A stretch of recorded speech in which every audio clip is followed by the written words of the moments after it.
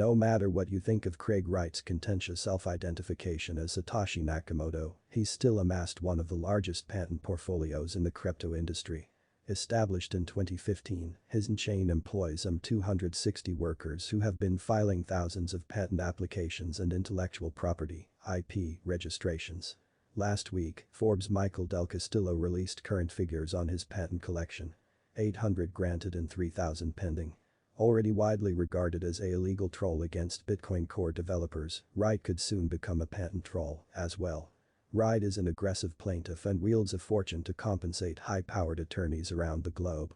He even legally harassed the lead maintainer of Bitcoin Core and second successor to Satoshi Nakamoto, Wladimir van der Laan, so much so that van der Laan quit Bitcoin development altogether.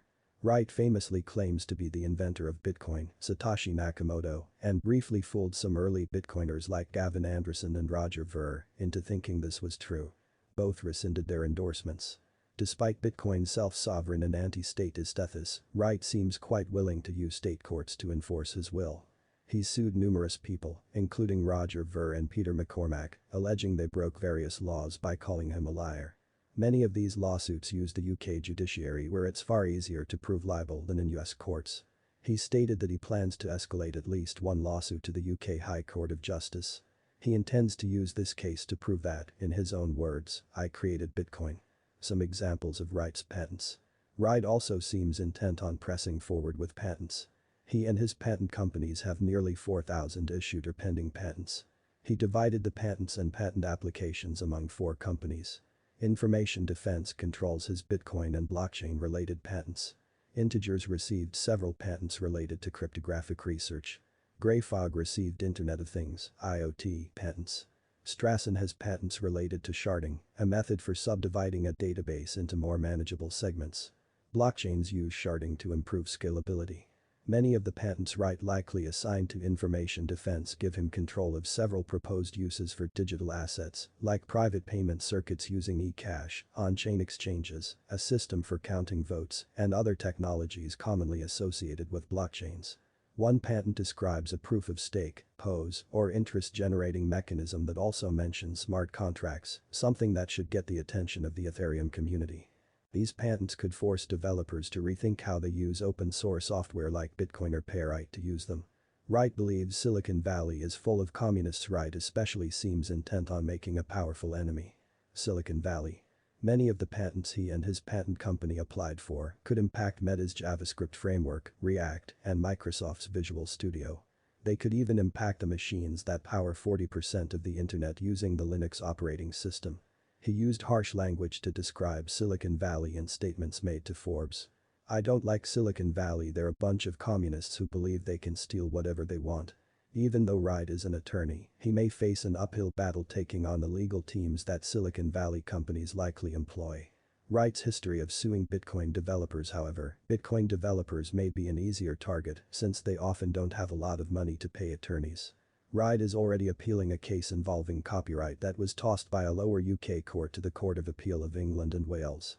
The case involves the question of whether UK copyright law covers the file system used by Bitcoin. The defense argues that Wright doesn't have the right to license or claim copyright over the Bitcoin network and is not even Bitcoin's creator in the first place. The 16 defendants in another case, all Bitcoin developers, dispute that Wright has the right to claim billions of dollars worth of Bitcoin. Wright's firm Tulip Trading filed a lawsuit claiming that hackers wiped the private keys. However, one defendant in the case, Peter Todd, disputes whether the Bitcoin in question even belonged to Tulip Trading in the first place.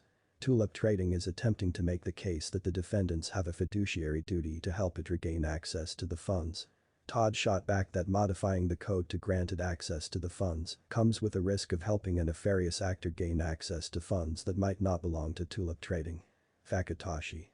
"We're not even dealing with someone who has proven they legitimately owned the coins in question," Todd told LAW 360. The coins had also never been moved out of the addresses in question, which would be most likely to happen if hackers really had gained access to the private keys. Todd also thought Wright was wasting his time and the judicial system's time by going after developers, adding that Wright's demands show precisely why it's important to have systems like Bitcoin, where there is no central group of people who have the ability to seize coins unilaterally. Other major players in the digital asset space may be disinterested in giving up their anonymity to defend against a court case. Bitcoin.org's current owner and maintainer uses the pseudonym of Cobra. Wright scored a default win in an attempt to use the legal system to force Cobra to remove the Bitcoin whitepaper from Bitcoin.org because Cobra didn't show up to defend themselves. The Bitcoin whitepaper is still hosted. The community members who do show up also need to pay attorneys to have a shot of winning against Wright's frequent lawsuits.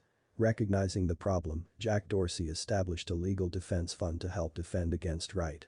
Dorsey's Square, now known as Block, also joined the Open Invention Network, which promotes protection for open source software and patent non-aggression. Some parties doubted his story from the start. When Wired first ran a story on Wright on December 8, 2015, it called him a brilliant hoaxer who very badly wants us to believe